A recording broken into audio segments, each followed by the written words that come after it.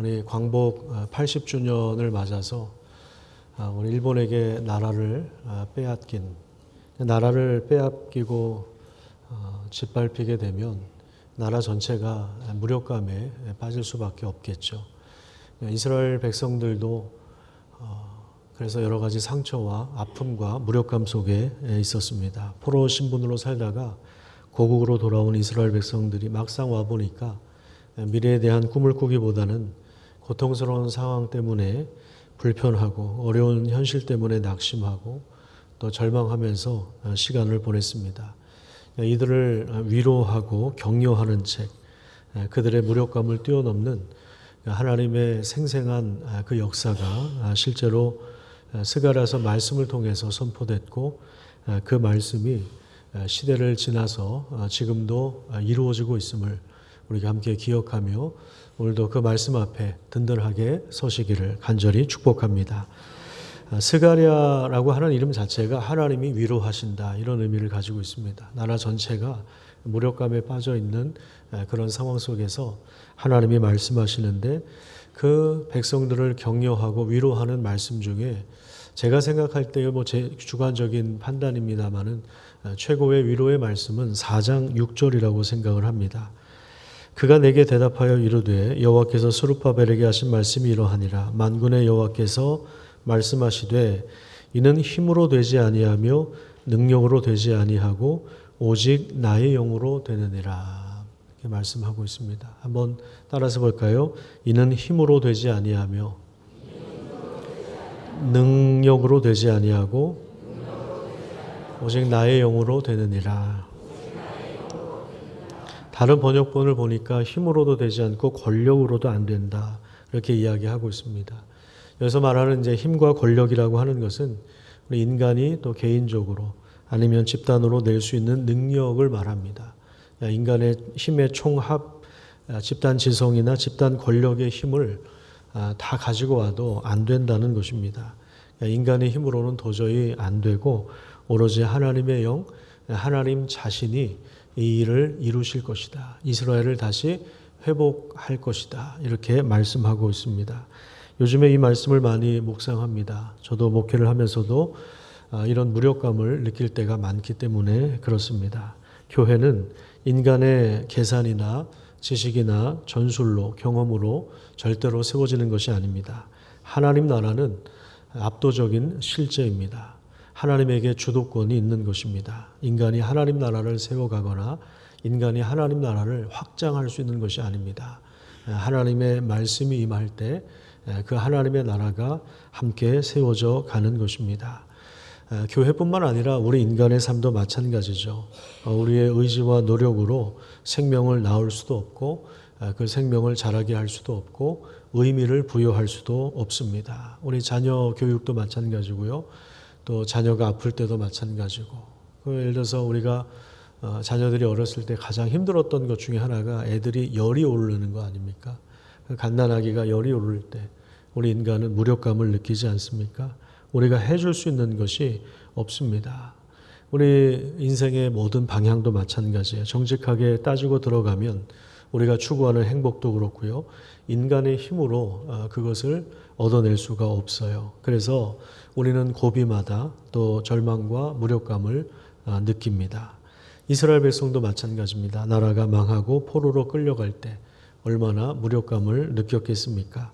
포로 생활이 끝나고 돌아온 이후에도 좌절하고 또 여러 상처와 아픔이 그들의 발목을 잡고 있습니다. 과거에 화려했던 그 영광과 오늘의 초라한 현실을 비교하여 그들이 또한 원수의 공격을 받으면서 그 상처 가운데 있었는데 그 무력감 속에서 하나님이 선지자를 통해서 말씀을 주신 것입니다. 환상을 통해서도 말씀하십니다. 그 말씀을 통해서 그들을 격려하시고 다시 일어나게 하십니다. 인간의 힘과 능력으로 되는 것이 아니다. 오직 나의 신으로 되느니라. 하나님이 행하셔서 그들에게 생기를 부어주시고 그들의 인생에 의미를 부여해 주시겠다는 그런 말씀입니다. 스가랴서 8장에 보면 3절에 이런 말씀이 나옵니다. 여호와가 이같이 말하노라. 내가 시온에 돌아와 예루살렘 가운데 어떻게 하시겠다고요? 하나님이 거하신다.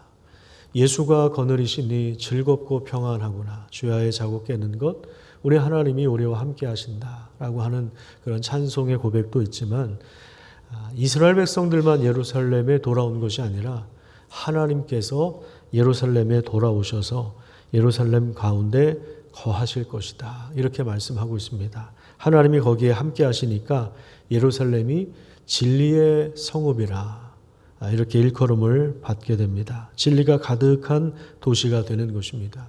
진리는 하나님의 성품을 말하는 거죠. 하나님이 함께 하시면 거기에 하나님의 성품과 하나님의 능력과 하나님의 지혜와 하나님의 영광이 드러납니다. 우리 가정이든 우리 교회든 도시든 하나님의 성품이 거기에서 드러나는 것입니다. 하나님의 영광이 드러나는 것입니다. 그 결과 어떤 현상들이 일어납니까? 4절과 5절을 한번 볼까요? 스가랴서 8장 4절과 5절에 보면 폭력과 죽음으로 가득했던 거리에 아이들과 청년들과 어르신들이 담소를 나누고 뛰놀면서 함께 어우러져 평화를 맛보는 새로운 세상이 올 것이다. 이렇게 말씀하고 있습니다. 4절에 보시면 만군의 여호와가 이같이 말하노라 예루살렘 길거리에 늙은 남자들과 여자들이 다시 앉을 것이다. 다 나이가 많으므로 저마다 손에 지팡이를 잡을 것이다. 지팡이를 잡고 거기서 3, 4, 5 모여서 담소를 나누는 그런 장면을 떠올려 보시기를 바랍니다. 그 성읍 거리에 소년과 소녀들이 가득하여 거기서 뛰놀 것이다.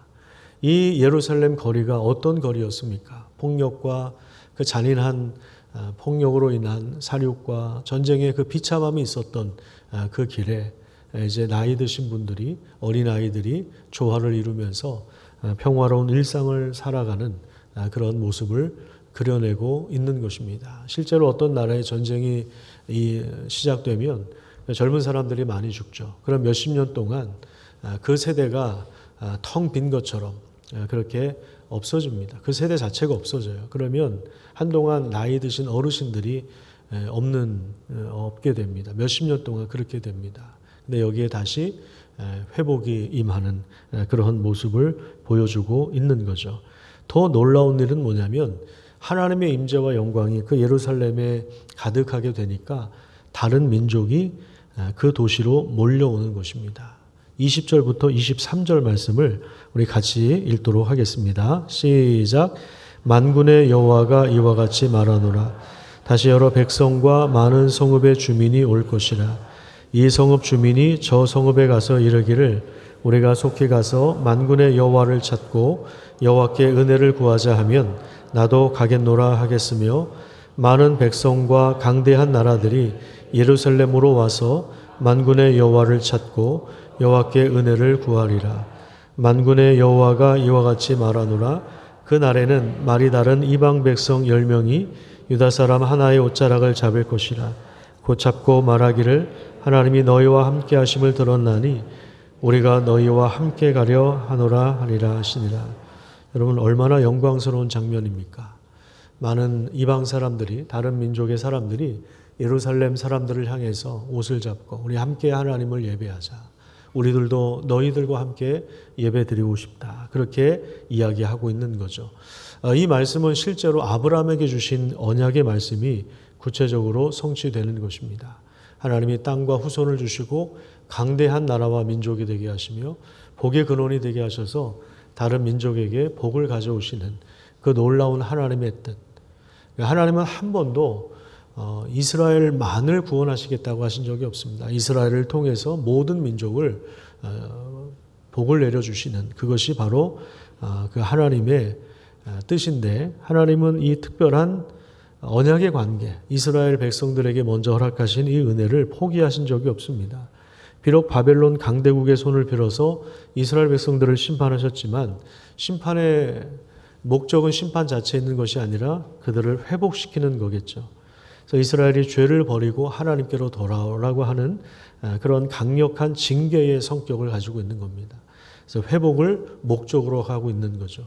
하나님이 심판을 통해서도 이스라엘을 다시 회복하시는 그런 모습을 보게 됩니다. 자, 그러면 이스라엘이 회복되는 것이 왜 이렇게 중요합니까?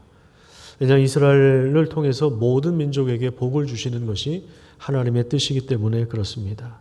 이 일도 마찬가지로 사람의 힘과 능력으로 되는 일이 아니라 하나님의 영으로 되는 일입니다. 하나님의 일을 하나님이 직접 행하십니다.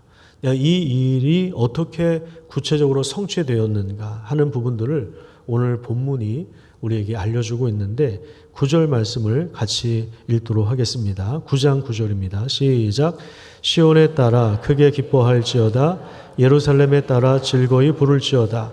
보라, 내 왕이 내게 임하시나니 그는 공의로우시며 구원을 베푸시며 겸손하여서 나귀를 타시나니 나귀의 작은 것 곧 나귀의 새끼니라.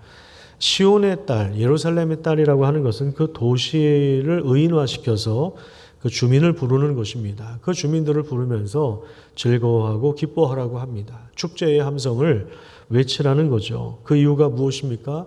바로 그들의 왕이 오시기 때문에 그렇습니다. 그 왕은 바로 하나님이 보내실 메시아를 말하는 것입니다. 그 메시아가 어떤 분이라고 이야기합니까? 9절을 다시 한번 보시면 그 메시아는 공의로우시며 그 다음에 구원을 베푸시는 분입니다. 여기서 말하는 공의라고 하는 것은 곤경에 처한 자를 긍휼히 여겨서 건져내시는 그런 하나님의 의로운 행위를 말하는 것입니다. 그러니까 그 메시아가 오셔서 하나님의 공의를 대신 수행하는 거죠. 곤경이라고 하는 것은 인간이 자기 힘으로 도저히 빠져나올 수 없는 그런 상황을 말하는 것입니다. 힘으로도 안 되고 능력으로도 어떤 권력의 힘으로도 안 되는 그런 상황. 그래서 자신 안에 구원의 가능성을 전혀 발견할 수 없는 그런 상태를 말하는 것입니다. 이것이 우리 인간이 곤경에 처했다는 그런 이야기죠. 그런데 메시아는 공의로우시며 구원의 은혜를 베풀어 주십니다.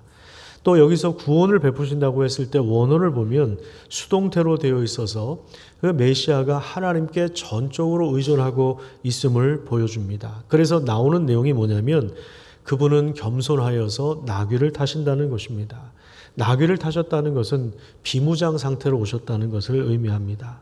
당시의 왕은 화려하고 또 적토마와 같은 그러한 용맹스러운 군마를 타고 다닙니다. 하지만 하나님 보내신 메시아는 그런 군마가 아니라 나귀를 타십니다. 비무장 상태로 오시는 것입니다. 군사적인 정복자와는 다른 모습입니다. 거리가 멀어 보입니다. 왕이 나귀를 탄다고 하는 것은 당시의 통념을 완전히 깨는 것입니다. 당시 나귀나 나귀 새끼는 노새와 같은 동물은 일반적으로 여성이나 아이들이 타는 것입니다.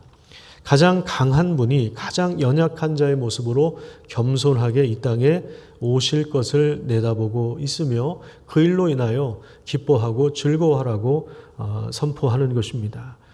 그런데 그 겸손한 왕은, 하나님 보내시는 왕은 강력한 힘으로 전쟁을 끊어버리는, 그래서 참된 평화를 가져오는 분이십니다. 10절 말씀을 보시면 내가 에브라임의 병거와 그 다음에 말을 끊을 것이고 전쟁하는 활도 끊어버리리니 그가 이방 사람에게 화평을 전하며 그의 통치가 바다에서 바다까지 이르고 유브라데 강에서 땅끝까지 이르리라, 그렇게 말씀하고 있습니다. 여기 나온 병거와 말과 활은 전쟁 무기를 말하는 거죠. 메시아의 통치는 분열과 갈등과 폭력과 죽음을 끝장내는 것입니다. 시편 46편 9절에도 보면 그가 땅끝까지 전쟁을 쉬게 하시며 활과 칼을 꺾고 창을 끊으며 수레를 불사르시는도다, 이렇게 말씀하고 있습니다. 이 말씀을 성취하는 거죠. 사람들은 힘과 권력이 있어야 평화를 이룰 수 있다고 생각합니다. 그래서 가공할 만한 전쟁 무기들을 많이 만들었고 지금도 만들어내고 있습니다. 핵을 보유합니다. 그런데 참 이상하지 않습니까? 사람이 전쟁을 대비하기 위하여 국방력을 강화시키고 있지만 전쟁의 소문은 계속해서 지금도 들려옵니다. 세상은 힘을 가져야 승리할 수 있다고 주장합니다. 하지만 메시아는 이 공식을 완전히 깨뜨립니다. 그리고 메시아의 통치는 점점 확대됩니다. 이방 사람에게도 화평을 전하며 그의 통치가 바다에서 바다까지 땅끝까지 확대됩니다. 유브라데 강은 에덴 동산 주변에 있었던 네 강물의 근원지 중에 하나죠. 에덴 동산에서 전 우주적인 영역으로 메시아의 통치가 확대된다는 것을 보고 있는 겁니다. 참 놀라운 것입니다. 이것은 인간의 힘과 능력으로 되는 것이 아니라 오직 하나님의 영으로 되는 일입니다. 메시아는 그 통치의 유익과 풍성함을 혼자서 소유한 것이 아니라 자기 백성들과 함께 나누어 주십니다. 그래서 11절과 12절 말씀에 보면 자기 언약의 피로 맺은 백성이 갇힌 곳에서 풀려나와서 참된 소망을 바라볼 것을 예고하고 있습니다. 실제로 지금 이 스가랴서의 말씀을 듣는 사람들은 바벨론의 포로로 끌려갔다가 다시 풀려나온 사람들이죠. 오래전 선지자 꿈꿨던 그 복을 비로소 누리게 된 것입니다. 하나님은 이들을 사용하셔서 또 13절과 14절에 보면 열방을 심판하십니다. 뿐만 아닙니다. 15절부터 17절까지 보시면 만군의 여호와께서 그들을 호위하시리니 그들이 원수를 삼키고 물맷돌을 밟을 것이며 그들이 피를 마시고 즐거이 부르기를 술 취한 것 같이 할 것인즉 피가 가득한 동이와도 같고 피 묻은 제단 모퉁이와도 같을 것이라. 이날에 그들의 하나님 여호와께서 그들을 자기 백성의 양떼같이 구원하시리니 그들이 왕관의 보석처럼 빛날 것이다. 그렇게 말씀하고 있고요. 그의 형통함과 아름다움이 어찌 그리 큰지 곡식은 청년을, 새 포도주는 처녀를 강건하게 할 것을 그렇게 말씀하고 있습니다. 하나님의 풍요로운 역사가 메시아의 출현으로 인해서 나타나게 될 것입니다. 이 스가랴서 9장 말씀을 인용하여 많은 복음서의 저자들이 이 메시아가 바로 예수 그리스도임을 증거했습니다. 이는 힘으로도 되지 아니하며 능력으로도 되지 않고 오직 하나님의 성령으로 동정녀 마리아의 몸에서 나신 잉태되신 예수 그리스도께서 율법에 순종하셔서 하나님의 의를 얻으시고 그리고 겸손하여 십자가에 죽기까지 복종하셨습니다. 고난과 겸손의 길과 그 죽음의 길을 걸어가시면서 하나님은 부활의 영광으로 메시아를 통하여 이 땅에 지금도 구원의 놀라운 역사를 베풀고 계시는 것입니다. 그리고 하나님 나라가 임하게 하신 것입니다. 예수님은 당시에 로마 제국과 그 군대를 엎어버릴 수 있는 그런 화려한 군마를 타고 오신 것이 아닙니다. 강력한 군대와 함께 오신 것이 아닙니다. 지금으로 말하면 미국과 중국의 국방력을 압도할 수 있는 강한 정부를 가지고 오신 것이 아닙니다. 세상의 힘과 권세와 능력으로 메시아 직분을 감당하신 것이 아니라 겸손하게 죽음의 길을 가심으로 승리를 얻으신 것입니다. 죽음으로 부활과 생명을 얻으시는 이 기묘한 전혀 인간이 상상할 수 없었던 그런 방식으로, 그런 승리의 방식으로 하나님은 지금도 이 땅 가운데 공의를 펼치고 계시면서 공경에 처한 우리 인간을 구원해 내시는 것입니다. 예수님이 선포하신 하나님 나라는 이 세상의 힘과 권력의 힘으로 확장되는 것이 아닙니다. 고난과 피 흘림과 죽으심을 통해서 그 희생이 바탕이 된 사랑으로 이 세상 만물을 회복하고 계시는 것입니다. 경쟁 상대를 밟아야 이길 수밖에 없는 정글과 같은 그런 세상에서, 동물의 왕국과 같은 세상 속에서 예수님을 따르는 사람들은, 예수님을 정말 믿는 사람들은 예수님이 가신 그 고난의 길을 주목하며 예수님처럼 그렇게 희생과 섬김을 통해서 진정한 사랑을 추구하는 방식으로 하나님의 뜻을 이루어 간다는 사실을 기억하시기를 바랍니다. 이 땅을 회복할 수 있는, 우리의 무력감을 치유할 수 있는, 우리가 다시 일어설 수 있는 유일한 힘은 겸손의 왕으로 오신 예수 그리스도를 믿음으로 받아들이고 그분을 따르는 길밖에는 없는 것입니다. 예수님은 하늘의 영광을 다 내어버리고 겸손하게 나귀를 타고 예루살렘에 들어오셨습니다. 자기 백성의 죄를 용서해 주셨습니다. 그들이 하나님의 말씀을 듣게 하셨습니다. 그것이 바로 하나님 나라가 되게 하셨습니다. 예수님은 나는 온유하고 겸손하니 이렇게 말씀하셨습니다. 하나님의 영은 우리로 하여금 예수님을 바라보도록 지금도 인도해 가십니다. 우리 안에 성령 하나님께서 예수 그리스도 앞으로 우리를 인도하시는 것입니다. 온유하고 겸손한 예수님을 바라볼 때 우리는 진정한 승리를 얻게 되는 것입니다. 내가 저 사람을 사랑해야지 해서 사랑할 수 있는 것이 아닙니다. 내가 겸손해져야지, 내가 온유한 삶을 살아야지, 그런다고 해서 그렇게 되는 것이 아닙니다. 내가 저 사람을 용서해야지 100번 결심한다고 해서 그게 되는 것이 아닙니다. 이는 힘으로도 되지 않고 능으로도 되지 않고 오직 나의 영으로 되느니라, 이렇게 말씀하고 있죠. 복음은 세상의 승리 방정식을 완전히 부숴버립니다. 오히려 역설적인 승리 방식을 우리에게 보여주고 있습니다.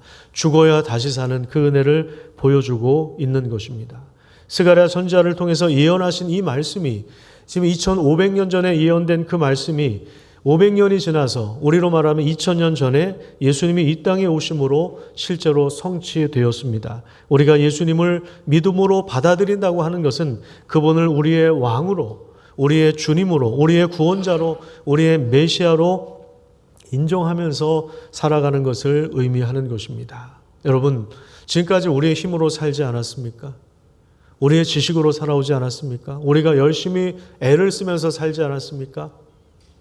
하지만 내 힘으로 내가 행복을 만들어낼 수 있는 실력이 없다는 것을 깨달았다면, 내 힘으로 내 의지만으로 관계를 회복할 수 있다는 그것이 불가능하다는 것을 우리가 깨달았다면, 내 힘으로 지금 세상이 망가지고 있는 것을 회복시키기는커녕 우리가 더 세상을 망가뜨리고 있다는 사실을, 환경오염이 문제라는 이야기를 오래전부터 들어왔지만 환경을 바꾸기는커녕 우리도 지구를 망가뜨리는 일에 우리도 그렇게 우리 삶을 통해서 기여하고 있다는 사실을 우리가 진정으로 깨닫는다면 더 이상 우리는 우리 자신을 의지하지 않고 우리를 구원하신 하나님을 바라보게 될 것입니다.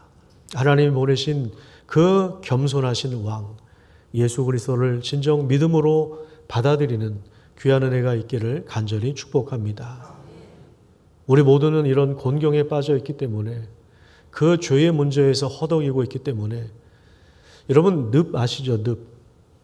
우리는 사실 죄의 늪에 빠져 있는 상황입니다. 늪에서는요, 아무리 발버둥을 쳐도 오히려 더 수렁 속으로 들어갈 수밖에 없죠. 죄의 늪에 빠져 있어요. 그게 우리 인간이 처한 곤경입니다. 거기에서 스스로가 우리가 빠져나올 수 없는 상황이기 때문에 하나님이 메시아를 보내신 것입니다.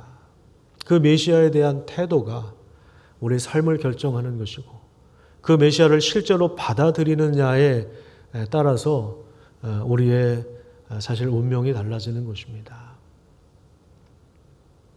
지난주 목요일부터 어제까지 청년들과 경상북도 지역의 산불 지역을 돌아보았습니다. 발화 지점인 의성과 그리고 안동과 청송과 영덕에서 가장 피해가 심했던 곳을 우리 청년들이 조를 짜서 각자 조사한, 사전에 조사한 곳을 조원들과 함께 다녀왔습니다. 산이 새까맣게 이렇게 타버린 곳을 직접 가보니까 참담한 그 자체입니다. 산불이 149시간 진행되었다고 합니다. 이 불을 잡기 위해서 얼마나 많은 주민들이, 또 전국의 소방대원들이 매를 많이 썼습니까? 하지만 우리가 뉴스에서 봤던 것처럼 그 당시에 강풍을 타고 불씨가 여기저기 번져나가니까 이게 속수무책인 거예요. 거기 소방대원인가요? 어떤 분이 그런 얘기를 하시더라고요. 실제로 이거는 인간의 힘으로 잡을 수 있는 것이 아니다. 일단 산불이 나면 이건 인간의 힘으로 할 수 있는 것이 아니다. 그렇게 이야기를 합니다. 막 바람이 불어와서 막 불씨가 여기저기 튀어서 거기에 사방에서 막 불길이 번져 오르는데 그걸 어떻게 인간이 잡겠습니까? 청년들이 각 지역을 방문하면서 어떤 조는 인터뷰도 하고, 어떤 조는 생수를 사서 거기 나라에서 지어진 컨테이너 박스 같은 곳에서 사는 분들에게 생수를 나눠드리기도 하고, 묘목을 사서 심기도 하고, 또 완전히 그 예배당이 완전히 타버린 그 터에 가서 기도하는 청년들도 있었고, 그런 상황 속에서 그렇게 금요일 하루 종일 저희가 아침부터 돌아보고 나서 그 다음에 저녁을 먹고 돌아와서 같이 조별로 다녀온 내용들을 같이 사진을 같이 보면서 발표를 하는데, 그런 이야기들을 많이 들었습니다. 그 주민들과 대화를 하면서 청년들이 그런 얘기를 하더라고요. 이 사방에서 불길과 화염이 몰려오는 상황에서는 그냥 대피하는 수밖에 없다는 거죠. 불이 한쪽에서만 일어나면 그 반대편 쪽에서 불을 끄면 되는데, 이게 사방에서 연기가 오고 불이 막 여기저기서 타는데 그게 어떻게 그거 불을 끌 수 있겠어요. 그냥 도망가는 수밖에 없는 거예요. 근데 대피를 제대로 못하는 분들이 실제로 29분인가 돌아가셨고요. 많은 동물과 식물과 나무가 다 죽었고요. 어떤 주민들이 또 그 얘기를 하시더라고요. 그 동네에 저는 이제 제가 저는 조에 속하진 않았지만 제가 가지고 있는 면허증이 목사 면허증하고 운전 면허증밖에 없어서 운전을 겸손하여 스타렉스를 타고 우리 청년들을 데리고 제가 갔던 곳은 이제 의성 고운사라고 하는 곳인데 고운사 올라가는 그 길에 동물들의 사체가 얼마나 많았는지 동물들도 뜨거우니까 막 이리저리 날뛰다가 나와서 죽었겠죠. 그 길거리에 그 동물들의 사체가 얼마나 많았는지 주민들이 그런 이야기를 하는데 그리고 거기에 의성사라고 하는 곳이 저도 처음 가봤는데 거기 보니까 560 몇 년도에 세워진 사찰이더라고요. 물론 이게 그 해에 전부 다 사찰을 짓진 않았겠죠. 하나씩 조금씩 짓다가 엄청난 그 사찰이 됐는데, 그러니까 1500년 이상 지켜온, 우리로 말하면 이제 문화재죠. 불교 쪽에서는 불교 유산이라고 하지만 우리는 이제 문화재로 보고 있는데 그것이 한순간에 재가 되어버린 그 상황을 직접 봤습니다. 불길과 화염 속에서 인간은 무력감을 느낄 수밖에 없고 곤경에 빠져나올 방법이 전혀 없는 것입니다. 149시간 만에 불길이 잡히기 시작한 것은 비가 내리기 시작하면서부터였습니다. 실제로 비가 오기 시작할 때 그 주민들이 눈물을 흘리면서 이제는 됐구나. 그때 그렇게 생각을 했다고 그럽니다. 비가 내려서 잡힌 겁니다. 만약에 비가 내리지 않았다면 아마 더 탔을 겁니다. 얼마나 더 확대됐을지 모르겠습니다. 비가 불길을 잡은 것처럼 이렇게 아이고 아이고 하는 탄식 소리가 나오는 것처럼 우리 인생이 사실은 아이고 하는 그 탄식 소리로 가득 차 있지 않습니까? 곤경에 처하여서 무력한 사람들, 이런 사람들을 다시 일으키고 치유하고 회복할 수 있는 유일한 길은 겸손하게 나귀를 타고 이 땅에 오신 예수 그리스도십니다. 그분은 나귀를 타고 오셨지만 가장 겸손하고 가장 연약한 모습으로 오셨지만 그래서 사실 사람들이 알아보지를 못했습니다. 이사야 53장에는 고난당하는 종의 모습으로 그 메시아를 그리고 있습니다. 그래서 사람들이 전혀 그렇게 생각하지 못했습니다. 화려한 능력 있는 메시아라고 생각했는데 이분이 가장 겸손한 모습으로 오시니까 그분을 알아보지를 못했어요. 그런데 그분은 만왕의 왕이시며 주님으로 오셨고 모든 악의 세력을 굴복시키며 십자가에서 그 하나님의 심판을 자신이 대신 지심으로 하나님의 정의와 공의를 완벽하게 드러내 보여주셨습니다. 그리고 이 땅에 하나님 나라를 가져오시고 자기 백성을 구원하시는 것입니다. 구원의 은혜를 힘입어 살아가며 우리 예수님처럼 겸손하게 섬기고 희생하고 자기를 부인하면서 진정한 승리를 얻는 그 길을 함께 걸어가시기를 간절히 축복합니다.